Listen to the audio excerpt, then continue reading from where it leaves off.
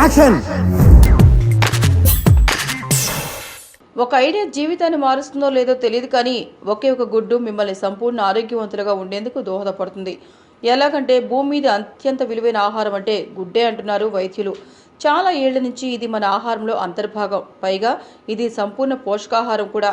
వేల కొద్దీ పోషక ప్రయోజనాలు లభిస్తాయి కాబట్టి దీన్ని భూమిపైనే అత్యంత విలువైన ఆహారంగా చెబుతారు. అయితే గుడ్డులోని పచ్చసొన తింటే రక్తంలో కొవ్వు నిల్వలు పెరిగిపోతాయని కొంతమంది భావిస్తారు.